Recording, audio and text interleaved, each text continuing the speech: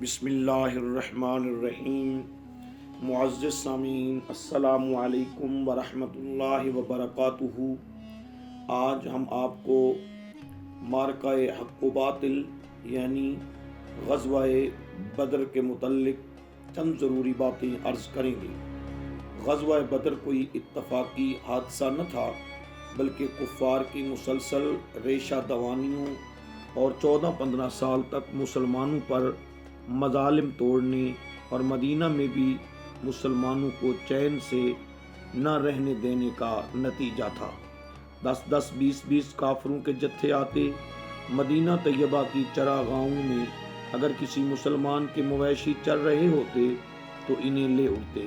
اکا دکا مسلمان اگر ان کافروں کو مل جاتا تو اسے بھی قتل کرنے سے باز نہ آتے۔ کفار مکہ کی چھیڑ چھاڑ اور ادھر کے حملوں نے مدینہ کے مسلمانوں کو مشتعل کر دیا اور سینوں میں انتقام کا جذبہ انگڑائی لینے لگا۔ قریش کا ایک قافلہ جس میں 40 سوار تھے، اور اس قافلہ میں ابو سفیان، عمر بن عاص، مخزمہ بن نوفل۔ یہ 2 ہجری کا واقعہ ہے کہ جبریل امین نے حضور تاجدار مدینہ صلی اللہ علیہ وآلہ وسلم کو اس قافلے کی خبر دی۔ تفسیر روح البیاں جلد نمبر 3 صفحہ نمبر 315 پر موجود ہے۔ فأخبر جبریل رسول اللہ صلی اللہ علیہ وسلم بإقبالها فأخبر المسلمین۔ حضرت جبریل علیہ السلام نے حضور سرور دو عالم صلی اللہ علیہ وآلہ وسلم کو اس قافلے کی خبر دی، اور آپ نے مسلمانوں کو اس قافلے کے متعلق بتا دیا۔ مسلمان یہ سن کر بہت خوش ہوئے، اس لیے کہ اس قافلے کا مال بہت زیادہ تھا اور نگران و محافظ بہت کم تھے۔ مسلمانوں نے حضور صلی اللہ علیہ وآلہ وسلم سے قافلے پر حملے کی اجازت مانگی۔ حضور تاجدار مدینہ صلی اللہ علیہ وسلم نے مشورہ فرمایا اور اتفاق یہ ہوا کہ اس قافلے پر حملہ کر دیا جائے، کیونکہ کچھ دن قبل قرز بن جابر چراغاؤں پر حملہ کر کے مسلمانوں کے مویشیوں کو لے جا چکا تھا اور اس کا بدلہ چکانے کا وقت آ گیا تھا۔ حضور نے طلحہ بن عبید اللہ، سعد بن زید کو قافلے کی خبر لانے پر مامور فرمایا۔ یہ دونوں حضرات ساحلی علاقے کی طرف روانہ ہو گئے اور ابو سفیان کے قافلے کی حالت معلوم کی اور واپس آ گئے۔ ادھر ابو سفیان مسلمانوں کی جانب سے بہت خیف تھا، یعنی خوف زدہ تھا، اور راستے میں برابر مدینہ کے حالات پوچھتا آتا تھا۔ مدینہ کے قریب پہنچ کر ابو سفیان کو معلوم ہوا کہ مدینہ کے مسلمان قافلے پر حملہ کی تیاری کر رہے ہیں۔ اس نے خطرہ محسوس کیا اور ایک اپنے مکار شخص کو فوراً مکہ روانہ کیا اور یہ کہلا بھیجا کہ قافلہ خطرے میں ہے، جلدی مدد کو پہنچو۔ یہ خبر سن کر مکہ میں عام اضطراب پیدا ہو گیا۔ ابو لہب کے سوا تمام قریش مکہ سے نکل کھڑے ہوئے اور مدینہ کی جانب روانہ ہو گئے۔ ادھر تو ابو سفیان نے مکہ میں یہ خبر بھیجی اور ادھر خود نہایت تیزی اور چلاکی سے اس علاقہ کو چھوڑ کر دوسرے رستے سے دریا کے کنارے مکہ کی طرف بڑھا، یہاں تک کہ اپنے قافلے کو خطرہ کے مقام سے نکال کر لے گیا۔ جب حضور صلی اللہ علیہ وآلہ وسلم کو خبر ملی کہ قافلہ نکل گیا اور مشرکین مکہ مدینہ پر چڑھائی کے لیے تیزی کے ساتھ آ رہے ہیں، تو آپ نے لشکر اسلام کی تشکیل کی خاطر صحابہ کرام کو جمع فرمایا اور اللہ پاک کا حکم سنایا۔ بسم اللہ الرحمن الرحیم۔ اذن للذین یقاتلون بانہم ظلموا وان اللہ علی نصرہم لقدیر۔ اذن دے دیا گیا جہاد کا ان مظلوموں کو جن سے جنگ کی جاتی ہے، اس بنا پر کہ ان پر ظلم کیا گیا، بے شک اللہ تعالیٰ ان کی نصرت پر پوری طرح قادر ہے۔ 14-15 سال تک صبر و ضبط سے مظالم برداشت کرنے والوں کو آج اجازت دی جاتی ہے کہ تم اپنی مدافعت کے لیے تلوار اٹھا سکتے ہو۔ کفر کے ظلم کی انتہا ہو گئی، باطل کی جفا کشیاں حد سے بڑھ گئیں۔ اب اٹھو ان سرکشوں اور غرور کی شراب سے مدہوش کافروں کو بتا دو کہ اسلام کا چراغ اس لیے روشن نہیں ہوا کہ تم اسے پھونکے مار کر بجھا سکو۔ حق کا پرچم اس لیے بلند نہیں ہوا کہ تم بڑھ کر اسے گرا دو، یہ چراغ اس وقت تک روشن رہے گا جب تک چرخ نیلی فام پر شمس و قمر چمک رہے ہیں، یہ پرچم اس وقت تک لہراتا رہے گا جب تک نظام کائنات موجود ہے۔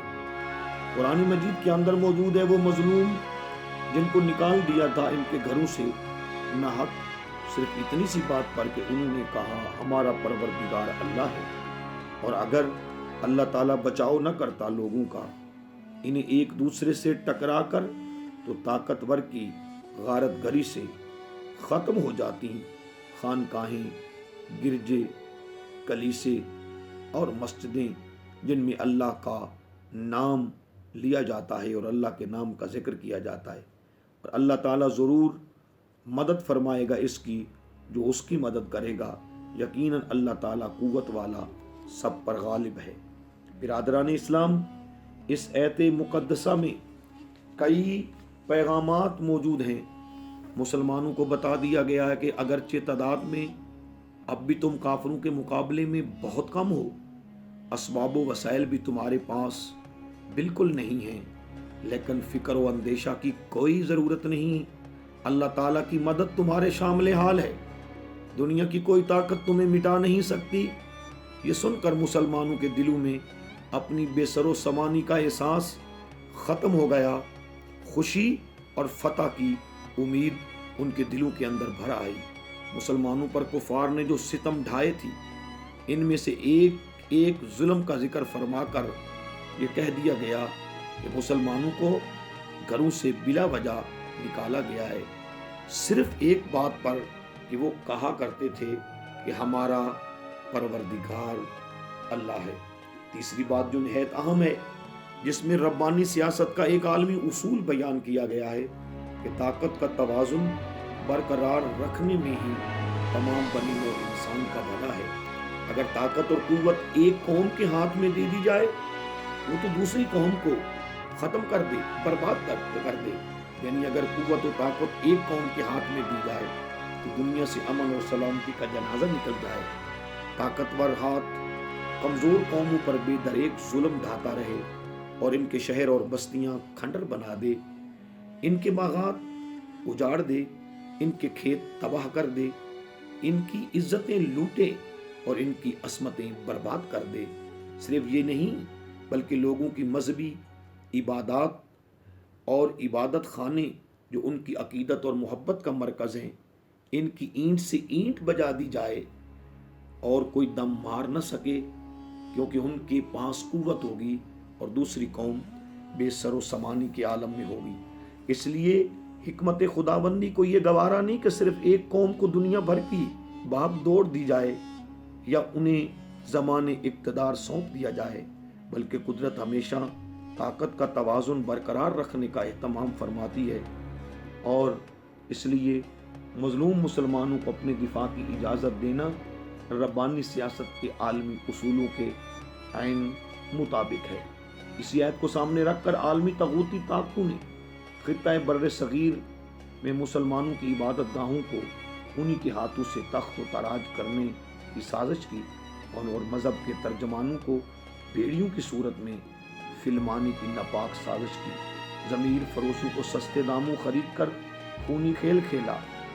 کسے خبر تھی کہ لے کر چراغ مصطفی جہاں میں آگ لگائی، جاتی پھرے گی گلابی سے۔ سو حضور صلی اللہ علیہ وآلہ وسلم نے صحابہ کرام کو جمع فرمایا اور ان سے مشورہ فرمایا، اور ساتھ یہ بھی فرمایا کہ ابو سفیان کا قافلہ مکہ پہنچ چکا ہے اور ابو جہل بدبخت لشکر لے کر تمہارے سروں پر پہنچنے والا ہے، اب بتاؤ تمہارا کیا مشورہ ہے۔ جناب ابو بکر صدیق اور حضرت عمر فاروق رضی اللہ تعالی عنہ نے عرض کیا، ابو بکر و عمر نے عرض کی، اے ہادی دوراں، ہمارے مال و جان اولاد سب کچھ آپ پر قربان۔ حضرت مقداد رضی اللہ تعالیٰ عنہ نے عرض کی، یا رسول اللہ، ہم قوم موسیٰ علیہ السلام کی طرح ہرگز نہیں کریں گے، جنہوں نے حضرت موسیٰ علیہ السلام سے کہا تھا کہ تم جاؤ اور تمہارا خدا جا کر دشمنوں سے لڑو، ہم تو یہاں بیٹھے ہیں بلکہ ہمارا فخر یہ ہے کہ ہم غلامان محمد ہیں، ہمیں باطل کا ڈر کیا کہ زیر دامان محمد ہیں۔ حضور نے ان کے جذبہ محبت کو دیکھ کر تبسم فرمایا اور ساتھ ہی اپنا رخ انور انصار کے طرف موڑ دیا اور فرمایا اے انصاریو کیا تم میری مدد کرو گے؟ حضور علیہ السلام کا یہ خطاب سن کر سعد بن معاذ رضی اللہ تعالی عنہ نے اٹھ کر عرض کی۔ کیا عرض کی؟ حضور تاجدار مدینہ صلی اللہ علیہ وآلہ وسلم سے حضرت سعد عرض کرنے لگے، ادب سے عرض کی، انصار ہیں ہم یا رسول اللہ، غلام سید ابرار ہیں ہم یا رسول اللہ، تعالی اللہ یہ شیوا نہیں ہے با وفاؤں کا، پیا ہے دودھ ہم لوگوں نے غیرت مند ماؤں کا، گدائی آپ کے در کی ہماری بادشاہی ہے، ہمیں تو آپ کا ارشاد ہی وحی الہی ہے۔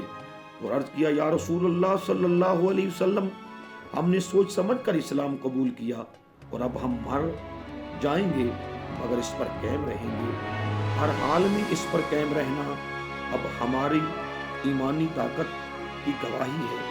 آپ ہماری جانوں کو جہاں چاہیں خرچ فرمائیں، ہماری خوش بختی ہے کہ آپ انہیں قبول فرما لیں۔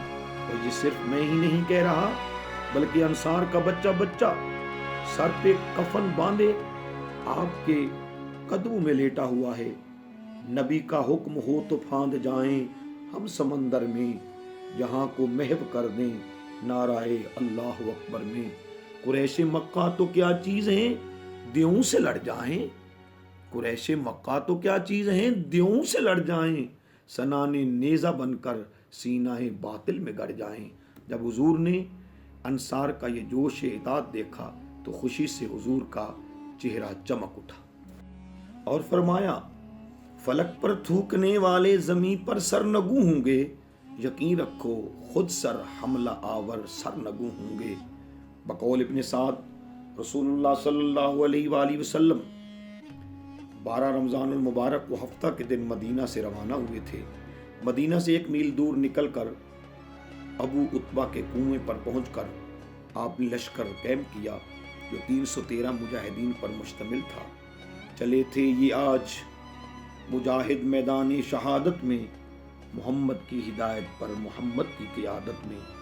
علامہ قاضی پانی پتی اپنی تفسیر میں لکھتے ہیں، ایک ابن عتبہ اور ابن عابد کا بیان ہے کہ ابلیس بھی مشرکین کے ساتھ نکلا اور انہیں وعدہ دلاتا رہا کہ تمہارے پیچھے بنی کنانا بھی تمہاری مدد کے لیے آنے والے ہیں اور میں ضامن ہوں کہ آج تم پر کوئی غالب نہیں آ سکتا۔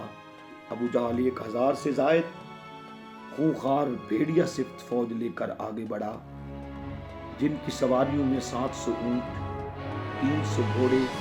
حضور رحمت للعالمین 313 جابازوں کے ساتھ مدینہ سے نکلے اور 17 رمضان کو دنیا کی عجیب ترین جنگ کو چشم فلک نے دیکھا۔ مجاہدین اسلام صف آرا ہوئے تو حالت یہ تھی، کتنی پیاری حالت تھی، نماز عجز کے سجدے تڑپتے تھے جبینوں میں، چٹانوں کی طرح مضبوط دل رکھتے تھے سینوں میں، تھے ان کے پاس 2 گھوڑے، 6 زریں، 8 شمشیریں، پلٹنے آئے تھے یہ لوگ دنیا بھر کی تقدیریں، نہ تیغ و تیر پر تکیا، نہ خنجر پر نہ بھالے پر، بھروسہ تھا تو ایک سادہ سی کالی کملی والے پر۔ جب دونوں لشکر صف آرا ہوئے تو منظر کچھ اس طرح تھا، کھڑے ایک طرف ختم الرسل کے ماننے والے، کھڑے تھے دوسری جانب حبل کے ماننے والے، نہ دیکھا تھا کبھی خورشید نے پہلے یہ نظارہ، ادھر ایمان صف آرا ادھر شیطان صف آرا۔ یہ منظر دیکھ کر سرکار دو عالم صلی اللہ علیہ وآلہ وسلم نے دعا مانگی، جس کا پیچھے ذکر ہو چکا ہے۔